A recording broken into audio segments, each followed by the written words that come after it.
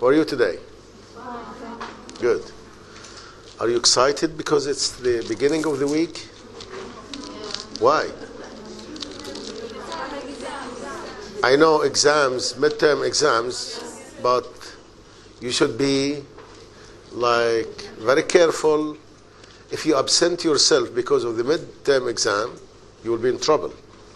I'm telling you. So today, please take all the names of those who are attending. See? Just pass a sheet to take all the names. Because, the midterms will be given over more than a month. And we don't have time to waste. And the midterm should be given under the pressure of the exams. Okay? So be careful. Do not absent yourself. Tell the other people to come to class regularly. Good. So today, as usual, we're going to listen to one or two reports. After that, we're going again to listen to a response or two. And then I'll be asking you general question about your response to the poem. Poem 65, which I ask you to prepare. After that, we'll be explaining, the theme and perhaps certain aesthetic elements in that poem. Okay? Good. Let's see one who is willing to report. Yes? Who wants to read a report? Yes, please.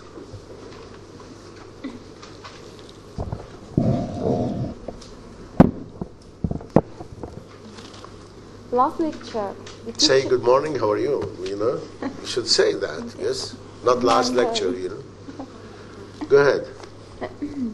Last lecture, the teacher came and started his lecture by asking how we are doing. Then he asked, how do we find poetry? Then he asked us how we find poetry, because this is indirect question. Okay. Some students answered positively and some negatively. Then teacher continued his lecture by talking about Shakespeare's sonnet, "Shall I compare thee to a summer's day?"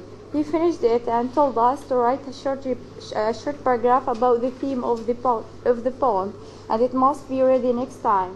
Anyway, last lecture was interesting because the poem was for Shakespeare, and unlike all his writings, such as plays and poetry, he's good writer and skillful. I hope to have a skill like him. Okay, thank you very much. Yes, yes, please come and report. You, yes.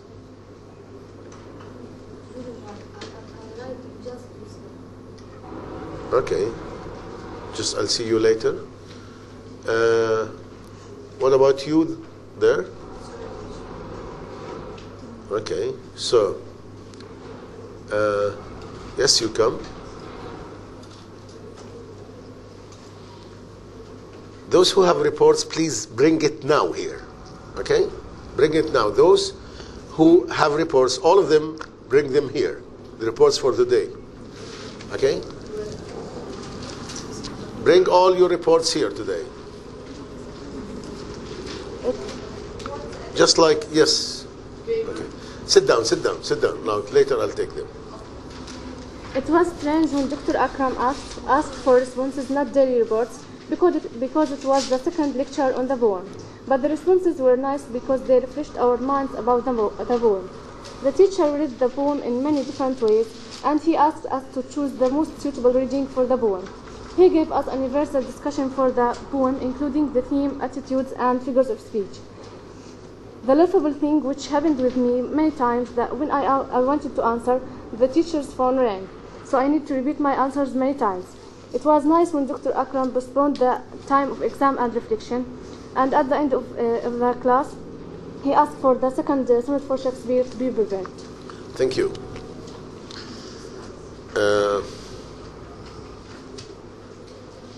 In the class, everybody should be punctual. You see? When I say you have to write reports, you have to write. Here you are coming without writing reports, without writing response. So you are not entitled to having, the marks for these activities. Anyway, let's see now. I assigned you to write a paragraph about the theme of the poem. So let's see a theme. I want to read it myself. Yes, those who prepared a theme. Yes, give me your theme, please.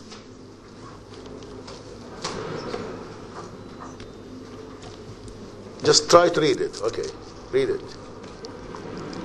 You are the same student? Okay, she's lucky. It's a nice poem for Shakespeare in which he wants to express the theme of immortality. He wants to Yes. Okay. he wants to express the immortality of his friend's beauty through immortality of his poetry. And to express his theme, he uses simple language and suitable figures of speech. Also, he chooses Allegorical. Yes. So here I ask you to talk about the theme, but you started to talk about, the style. Yes, but they are support the theme. Okay, so you want to support the theme. Yes. And to express but could you tell me what is the theme in just a couple of words? Immortality of his friend's beauty through his poetry, power of poetry. Okay, so this is like immortality of the beauty of his friend through his poetry. Now, do you buy this? Do you think that Shakespeare is trying to immortalize the beauty of his friend through his poetry? Or does Shakespeare mean something else? Don't you think that Shakespeare wants to immortalize himself? Yes? He wants to say that he can be immortalized by the immortality of his poetry. Yes. That he has. Okay, but do you remember what the last line, how the last line? So long as men can breathe, so long live this, and this gives life to thee. So, who's bragging here? He's bragging. Shakespeare is bragging. Why is he bragging? Because his poetry will remain immortal. So I think this line might give us a twist about the real theme, which is, the immortality of Shakespeare's poetry. Yes, he's trying to immortalize the beauty of his friend. Yes, the summer of his friend will be immortal, through his poetry. But, in the couplet of the stanza, Shakespeare is stressing, is bragging that his poetry will last forever. Yes, okay? Yes? Yes, biological organization of stanzas, starting by comparing between his friend and the summer's day, till he reached to the solution in the couplet. Yes, it is good here, to follow, Yes. how Shakespeare, comes to this conclusion. I because it's an argument. So in the first quatrain, what is he saying? In the second quatrain, what is he saying? In the third, and in the couplet, he's concluding all the argument. And the couplet. Do you remember what he said in the first quatrain? In the first quatrain, Shall I compare the... yeah, I think he declined to compare. Then he started to enlist the reasons why he wouldn't. And then in the third quatrain, he started to pledge, to vow that that the beauty of his friend will be immortal. And finally, in the couplet, he said how. See? So it was very organized. Good. Thank you very much.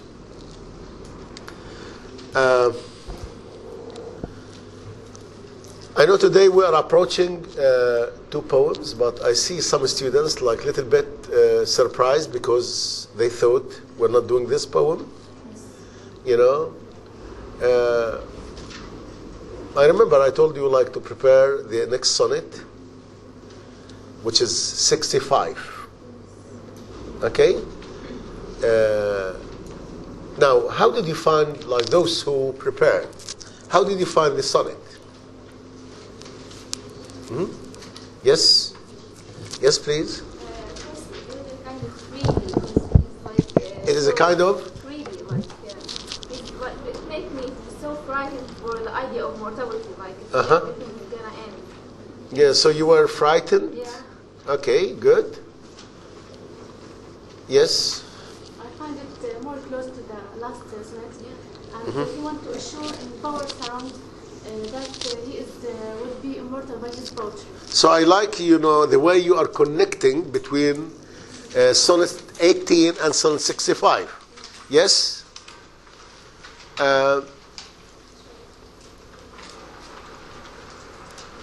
Okay, have you read the poem aloud?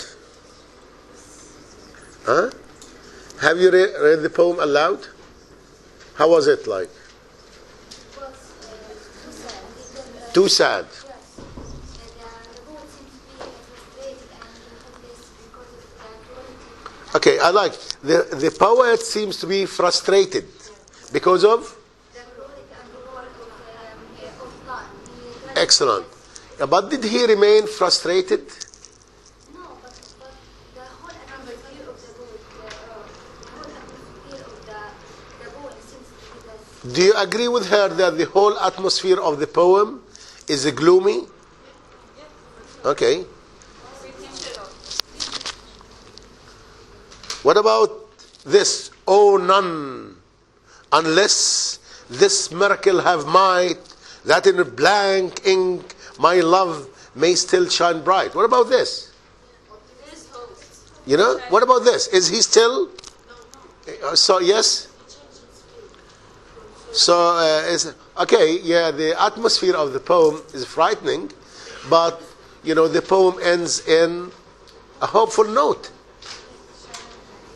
Yes? The same to the sonnet before, this one, shall I come back? And because he didn't So it is a recurrent theme, it is the same theme, at the first, shall I come back, he wasn't sure of anything, but at the end he being in contrast of every of the idea of immortality to have the immortality of his poetry. Okay, so it is, a repeated theme, but the question is Shakespeare repeating himself, And now, if yes, is he repeating in the same form? Because sometimes you might say, or you might express the same idea by different ways.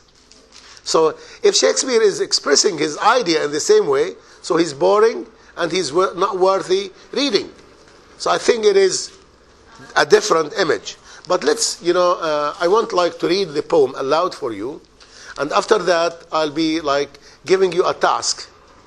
This task is just to try to categorize the forces, all the forces that have to do with the power, or the elements that have to do with power, and all the elements that have to do with weakness. So we have strong elements and weak elements. So I want you to enlist and to see, what is feeble, what is weak, what is fragile, and then what is, strong, what is impregnant. Okay? Okay. Since brass, nor stone, nor earth, nor boundless sea, but sad mortality oversways their power. How with this rage shall a beauty hold a plea, whose action is no stronger than a flower? Or how shall summer's honey breath hold out against the wreckful siege of battering days, when rocks impregnable are not so stout, nor gates of steel so strong, but time decays? O fearful meditation, O fearful meditation, where alack shall time's best jewel from time's chest lie hid? Or what strong hand can hold his swift foot back? Or who his spoil of beauty can forbid? Oh, none, unless this miracle have might, that in black ink my love may still shine bright. So, now you have the poem, you have the text. In 5 minutes, I want you to categorize the elements of fragility, feebleness, and the elements of power and strength. Okay? So what is here, stone is linked with, brass, and so on. Okay? Just 5 minutes. Go ahead.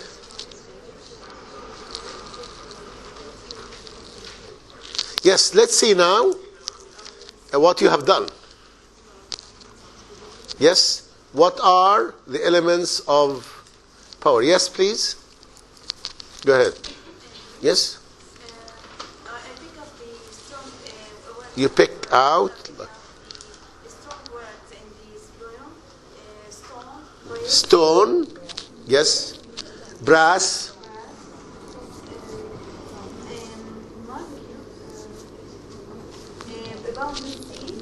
Boundless seas. Rage. Okay, rage. So you have brass, stone, earth, seas, gates of steel. Yes. And the most powerful is the sad mortality itself. Okay, good. What about,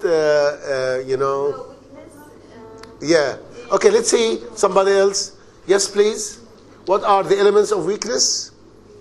Yes? Flower, honey, meditation. Flower, honey. These things are delicate. They are feeble or frail. You know what I mean, frail? Very, very weak. Frail means weak or feeble.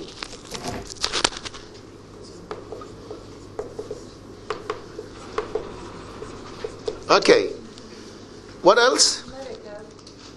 Now, miracle, I think the miracle has, strong implication. What else? Huh? Beauty and jewel? No, swift. Foot. A foot, when a foot is swift, it means it's very strong. Huh? Plea. I don't think, yes, plea, it has to do with, plea. Because when you are having a plea, you want to defend yourself. What else? Huh? What about black ink? What is ink? Huh? Yeah, I know. Is it strong or weak? Weak. Huh? Now somebody says no. If you are in India and you say like this, it means you agree. But you disagree, yes? So why? I think it is with the strength. The strength itself. It has to do with the strength, power. Okay, yeah. Like why? I have no idea. So, why, Maybe ink is referred to poetry. So if we are looking at ink, because, what is going to be written in black ink, it is a metonymy of his poetry. So his poetry here is going to surpass all these elements. Good.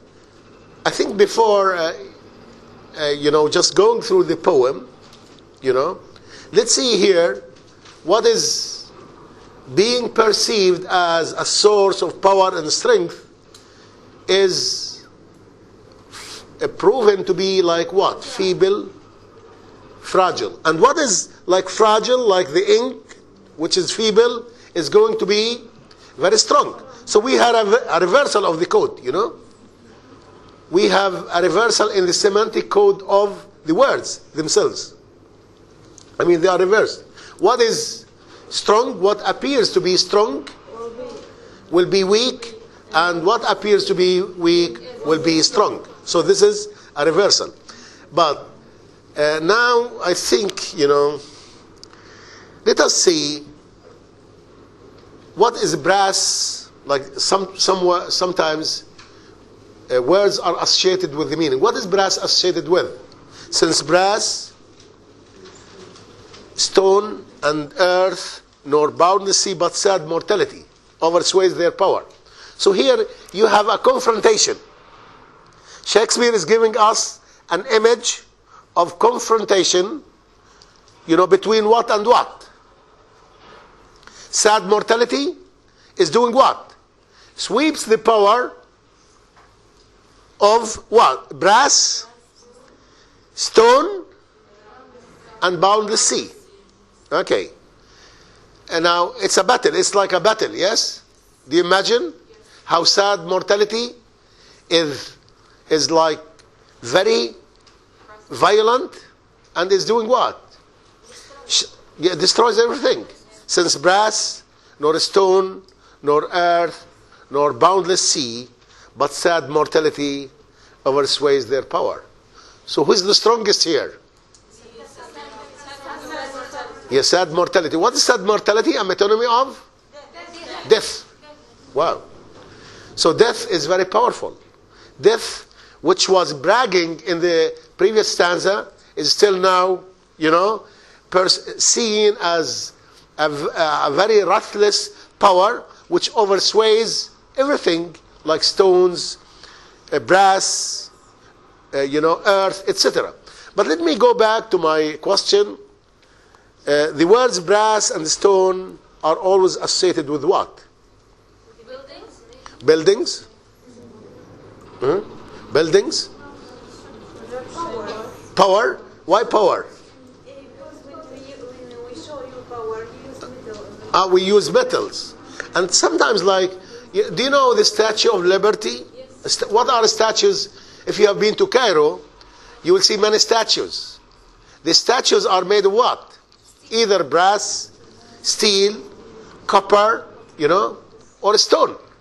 So, because those things, brass, stone, were used in making up statues. So they are linked with the idea of mortality. So people have been using these, elements in building statues in order to defy. Did you see the statue of Qaddafi? Did you see his head, which was made of gold? Yeah. So Qaddafi thought that this, a statue will immortalize him. But he was mistaken, because death was more powerful. So Shakespeare realized that death was more powerful than all those elements. Since brass nor stone, it is, an assumption. Shakespeare assumes all these powerful things will be weak, feeble, in the face of sad mortality. And then, how with this rage shall beauty hold a plea? So Shakespeare is asking a question. This poem is full of rhetorical questions. It's rhetorical questions. Questions that that do not need answers. How many questions do we have? I want you to look at the poem and to tell me how many questions do we have. Look here. How? With this rage? 5 questions. Or how? Let's see one. How with this rage shall beauty hold a plea? 1. Whose action is no stronger than a flower? Or how shall summer's honey breath hold out? Okay.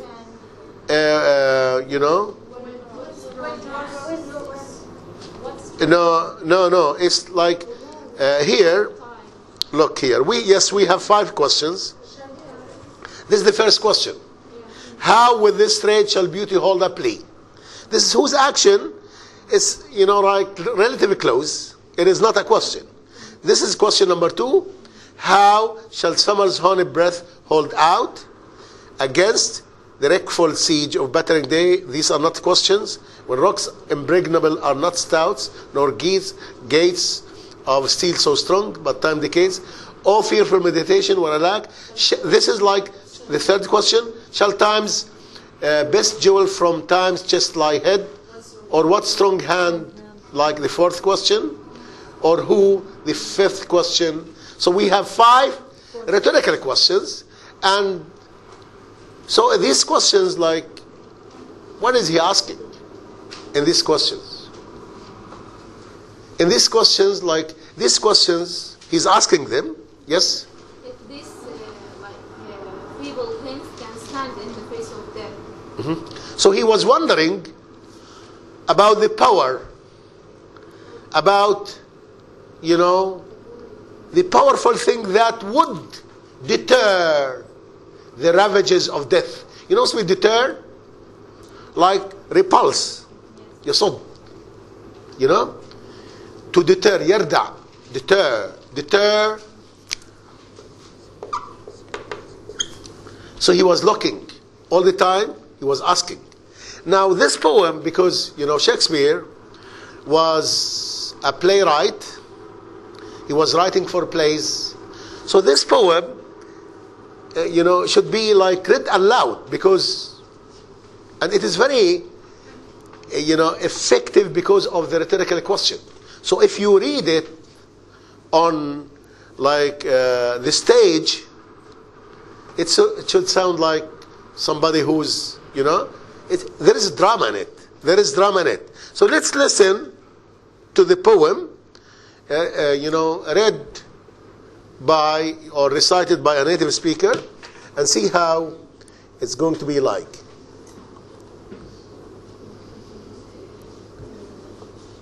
Sonnet 65. In brass, no stone, no earth, no boundless sea, but sad mortality o'ersways their power. How with this rage shall beauty hold a plea, whose action is no stronger than a flower?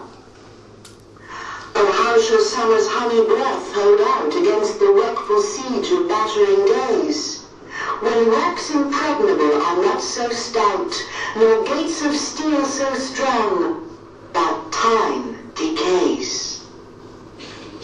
Oh, fearful meditation! Where, alack, shall time's best jewel from time's chest lie hid? Or what strong hand can hold his swift foot back? Or who his spoiled beauty can forbid? Oh, none, unless this miracle have might, that in black ink my love may still shine bright. Wow. So I think, as you see, Shakespeare is very confident. So Shakespeare is very confident that his poetry, will be immortal. Yes. If you want, you can recite it better than, the native speaker. You can. But as you see, here Shakespeare, lived the dilemma. There was a dilemma. You know what's been the dilemma? Death. The dilemma was death was, leaving nothing. But what is interesting here, look at each stanza what he's doing. In the first stanza, summer's honey, or, the beauty of his friend is seen in the face of time like what? How shall summer's honey, which is a metonymy of the beauty of his friend, hold out against what? Against, let's go to the poem. The first, here, sad mortality, and the beauty of his friend. How with this rage shall beauty hold a plea, whose action is no stronger than a flower? So the beauty of his friend is like what? A defendant, a helpless defendant in the court, who's trying to justify, to explain, but as you see, it can do nothing. How with this trade shall beauty hold a plea, defend itself? So it's a court scene where the defendant is very weak and the defendant is trying to defend itself. Then, again, the image or the same idea is repeated but in a different image. The image, or how shall summer's honey breath hold out against the wreckful siege of battering days? Here, I think all of us know what the siege mean. You know siege? Or should I explain it? So, is siege tough?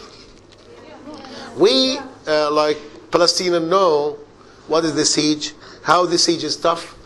We've been living, in siege or, under the siege for almost 5 years. It was very unjust siege. And you see, the siege means like you cannot go anywhere. You cannot go anywhere. But here, if you just look at this image, the siege, and here, summer's honey, or the beauty, summer's honey is here.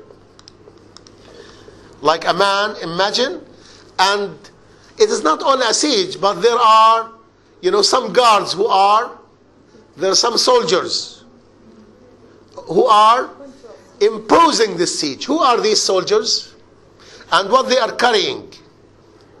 If you look, they are soldiers who are carrying their battering days, shall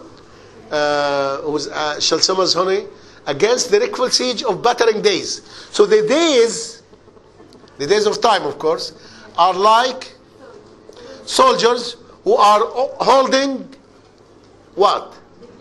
Big hammers, very huge hammers. Imagine, like you'll go crazy. This is like very frightening. My God. What about this fragile? What will it do? Nothing. And then,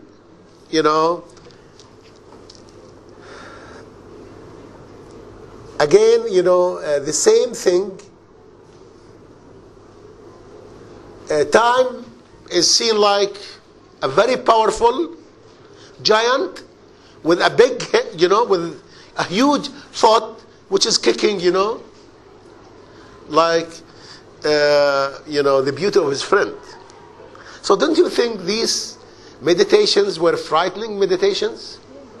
So here he's saying, oh, for fearful meditation, where I lack. I think it's a very frightening thing. But Shakespeare succeeded in, overcoming this by saying, oh, none.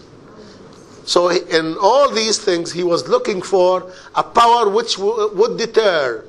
Oh, none, unless this miracle have might. Might? What does it mean, might? Power. We say in the name of Allah, Almighty. Mighty power.